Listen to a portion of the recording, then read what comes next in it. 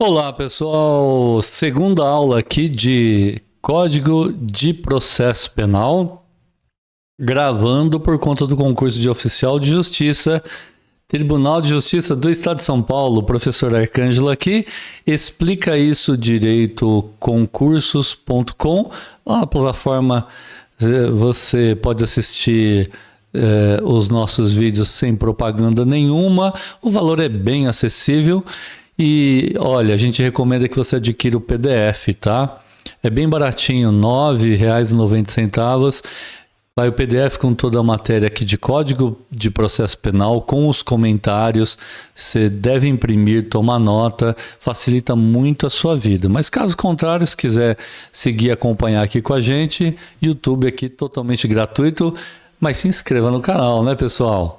É isso aí, dá uma forcinha pra gente, deixa o seu like, seu comentário, ativa o sininho das notificações.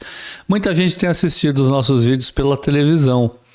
E na televisão muita gente não está logado no YouTube, não é?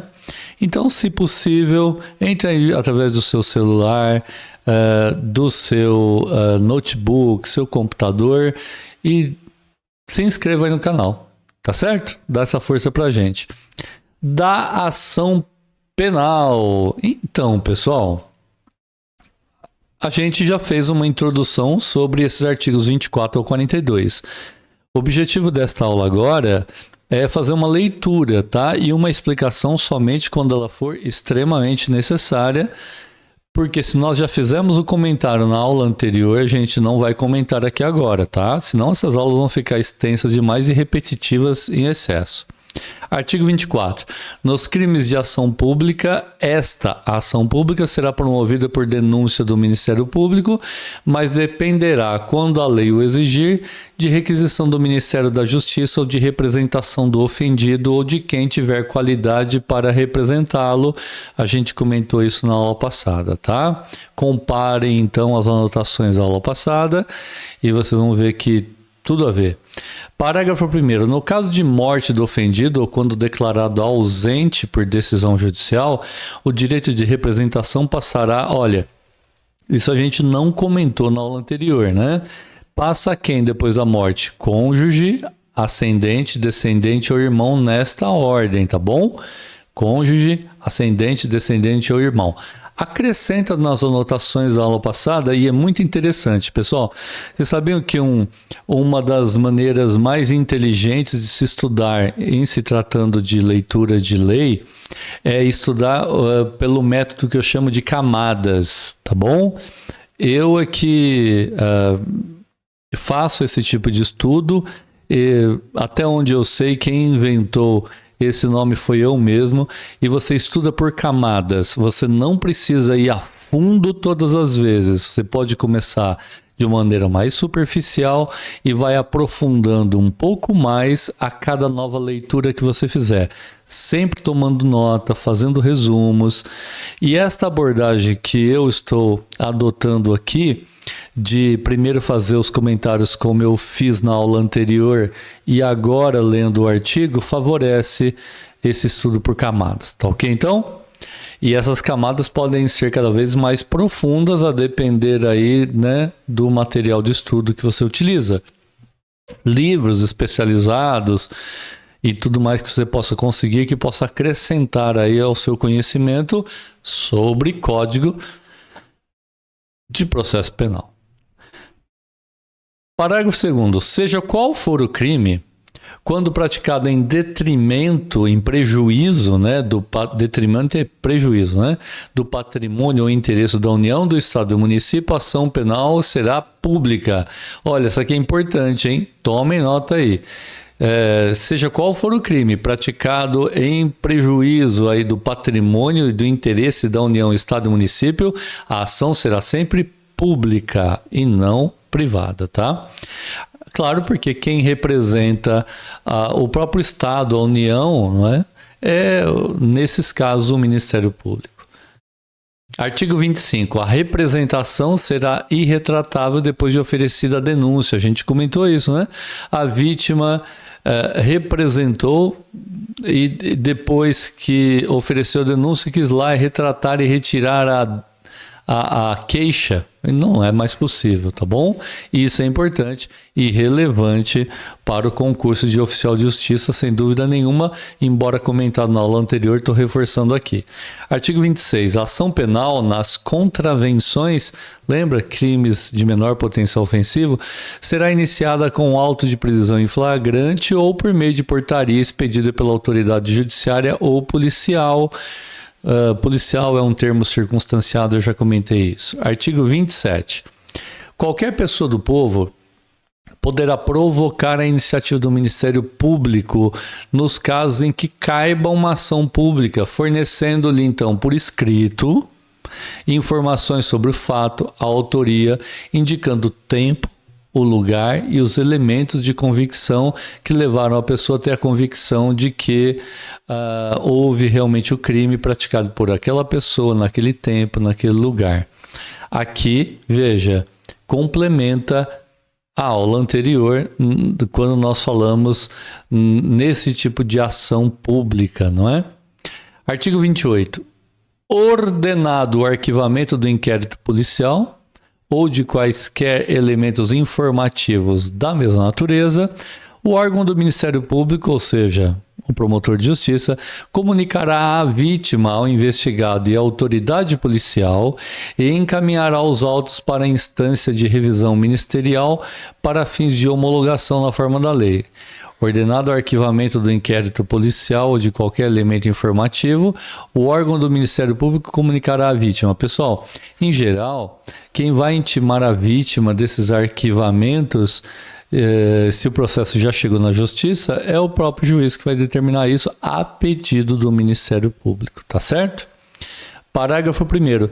Se a vítima ou seu representante legal não concordar com o arquivamento do inquérito policial, poderá, no prazo de 30 dias do recebimento da comunicação, submeter a matéria à revisão de uma instância competente do órgão ministerial, que seria uma instância superior, né, a Procuradoria-Geral do Estado em geral, conforme dispuser aí a lei orgânica do Ministério Público.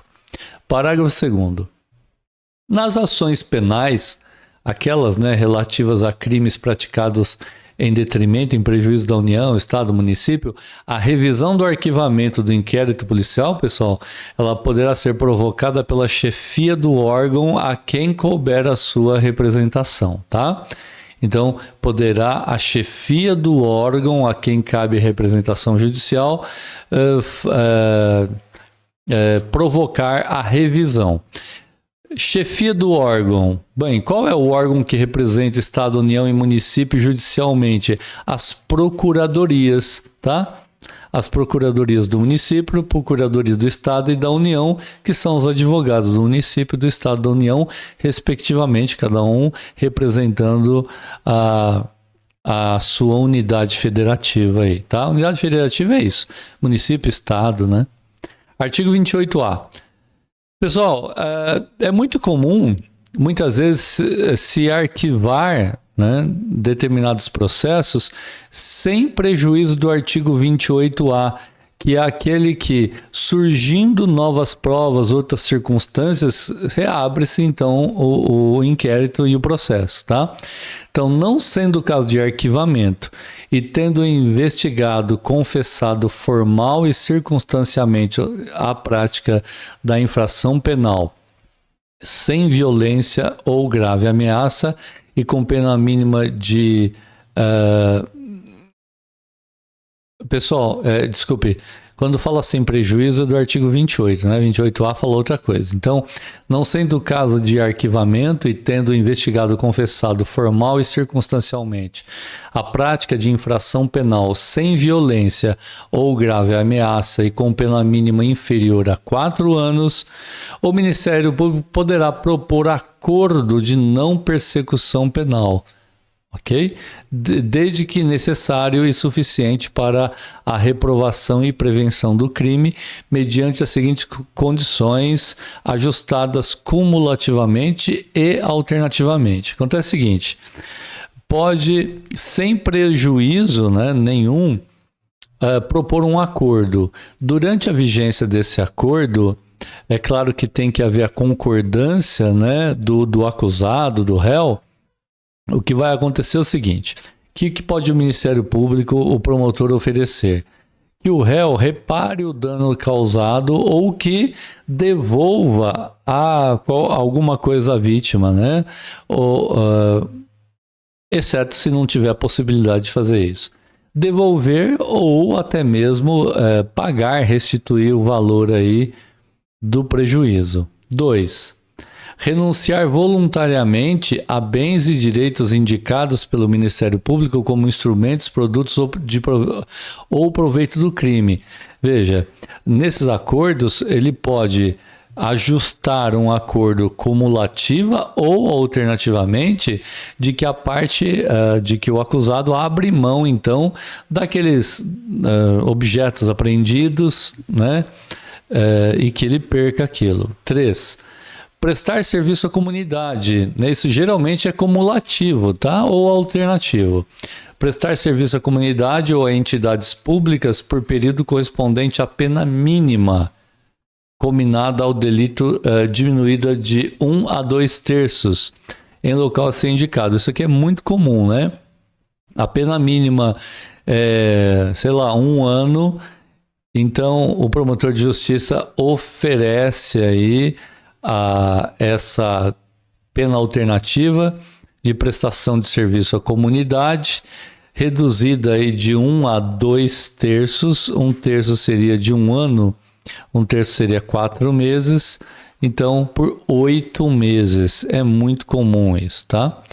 Pagar prestação pecuniária, ou seja, valores a ser estipulados nos termos do artigo 45 do decreto-lei aqui, e uma entidade pública ou de interesse, assistência social, a ser indicada pelo juízo da execução e que tenha preferencialmente como função proteger bens jurídicos iguais ou semelhantes ao aparentemente lesados pelo delito.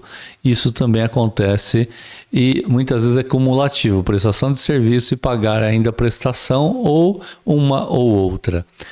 Inciso 5. Cumprir por prazo determinado outra condição indicada pelo Ministério Público, desde que proporcional e compatível, como comparecer mensalmente para justificar suas atividades, onde ele está residindo, no que ele está trabalhando, né? Parágrafo 1º. Para a aferição da pena mínima combinada, ou seja, ajustada lá, né, ao delito a que se refere o caput desse artigo, serão consideradas as causas de aumento e diminuição aplicáveis ao caso concreto, ao caso específico daquela pessoa. Então, para apurar pena mínima, tem que se considerar evidente as causas de aumento e diminuição de pena, tá? Parágrafo 2º. Disposto no caput desse artigo não se aplica nas seguintes hipóteses. Então, o que fala aqui no caput, que é não sendo caso de arquivamento, acordo de persecução, não são cabíveis em quais casos? Se for cabível uma transação penal de competência dos juizados especiais criminais. Acontece o seguinte, pessoal, se a pena for de detenção de até 2 anos, a competência é exclusiva do juizado especial criminal. E dessa forma, então, a transação penal que ocorre lá é em outros termos, nos termos do que a própria Lei 9.099, na sua parte criminal, ela prevê, tá certo? E, inclusive, não apenas transação penal prevista lá, mas também a suspensão condicional do processo, que se dá de forma ligeiramente diferente do que a prevista aqui no Código Penal. E lá, na Lei 9.099, está no artigo 89 daquela lei, tá bom? 2. Não cabe também esse acordo, né? Se o investigado for reincidente ou se houver elementos probatórios que indiquem conduta criminal habitual, reiterada ou profissional, exceto se forem insignificantes as infrações penais pretéritas, ou seja, as do passado, tá bom? Caso contrário, reincidência, conduta aí criminal habitual, se não for irrelevante, não vai permitir aí esse acordo de interrupção aí da persecução penal. 3. Ter sido agente beneficiado nos 5 anos anteriores. Veja que a Lei 9.099, na parte criminal, também prevê isso. Se ele foi beneficiado nos 5 anos anteriores, né, ao cometimento da ação, em acordo de não persecução penal, transação penal ou suspensão condicional do processo, ele não fará jus a esse acordo aqui, tá? Do 28A. Nos crimes praticados no âmbito, né, dentro, né, dos aspectos da violência doméstica, previstas em lei, né, que é a Lei Maria da Penha, ou familiar, praticados contra a mulher por razões de condição de sexo feminino em favor do agressor. Ou seja, crimes previstos pela Lei Maria da Penha não são passíveis de arquivamento ou de acordo como estabelecido aqui, tá? Parágrafo 3º. O acordo de não persecução penal será formalizado por escrito e será firmado, assinado, né, por membro do Ministério Público, promotor de justiça, pelo investigado e também pelo seu defensor, que é o seu advogado, tá? Parágrafo 4º. Para a homologação do acordo de não persecução penal, será realizada a audiência na qual o juiz deverá verificar a sua voluntariedade, ou seja, que ele está concordando com aquilo e que é de livre e espontânea vontade que ele faz aquele acordo. Por meio do quê? Da oitiva do investigado. Ele é ouvido na presença do seu defensor, o qual também é consultado, né, sobre essa manifestação. E claro, levando em consideração os aspectos legais todos envolvidos na questão. Cabe ao juiz velar por isso também. Parágrafo 5º. Se o juiz considerar inadequadas ou insuficientes ou até abusivas, por um outro lado, né, as condições dispostas no acordo, como que para a pessoa não aceitar mesmo, de tão abusivas que são, devolverá os autos, ou seja, o processo ao Ministério Público para que reformule a proposta de acordo com concordância do investigado e seu defensor, evidentemente. Parágrafo 6º, são muitos parágrafos, viu, pessoal? Homologado, né? O que é homologado? Reconhecido pelo juiz, né, como judicialmente válido, né? Chama homologação. Homologado judicialmente o acordo de não persecução penal, o juiz devolverá os autos ao Ministério Público para que inicie a sua execução perante o juízo de execução penal. Então, se for homologado judicialmente o acordo, o juiz vai devolver o processo para que comece, então, no juízo da execução penal, a fiscalização de que ele cumpra tudo aquilo acordado. 8º, recusada a homologação, o juiz devolverá os autos, né, o processo ao Ministério Público. Recusada a homologação, vai devolver ao Ministério Público para análise da necessidade de complementação das investigações ou até do oferecimento de denúncia. Por quê? Se oferecer a denúncia, pessoal, o processo tem prosseguimento para condenar a pessoa.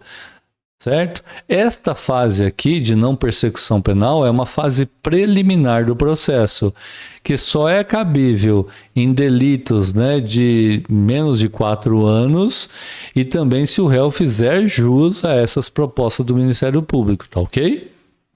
Ótimo.